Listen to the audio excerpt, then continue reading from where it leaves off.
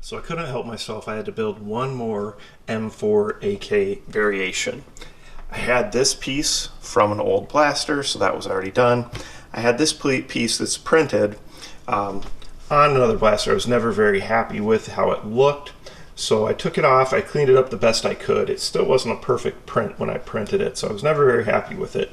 But I did clean it up a bit and then used a flat camouflage paint that kind of has a little grit to it, so that helps clean up some imperfections. So really all I had to print for this one was this new piece, which actually is a pretty small print for me, and then I printed this up here, right?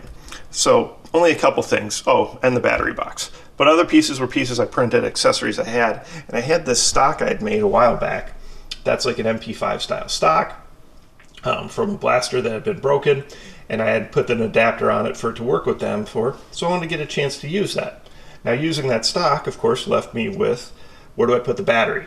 So I made this little battery box riser right here, and we'll talk about that too. But otherwise, you know, definitely cool tactical AK front end.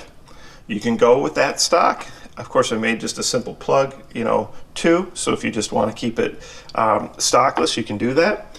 Put just, you know, a decent, inexpensive grip on the front, and then we got the battery box up top.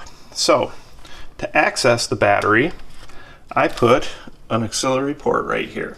So I've used those in the past, and then I have like a cable like this that adapts it to a JST2 connection.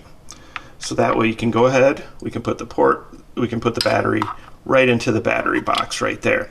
Now I do need to make a shorter version of this because this one's actually so long that it makes it really difficult to fit the battery in. But once I shorten that up, it'll fit a battery in there no problem. And that was my goal, to be able to fit like this type of 11.1 in here. And now you can without issue. On this one, I upgraded the spring just to an M95 and getting some very good performance because it already had metal gears, high-speed motor, metal inner barrel, and it's you know, it's an EMERBU receiver there, so great performance. Now I'm getting like 325 plus regularly, and of course you still have the priming function. So I just thought this was a cool place. Instead of the forward assist button, since on the EMERBUs it's not even spring loaded, it's really just kind of glued in there. Thought that was a great place to put that, and it did just fit in there perfectly. That way we got the battery. So I'll give you a little closer look.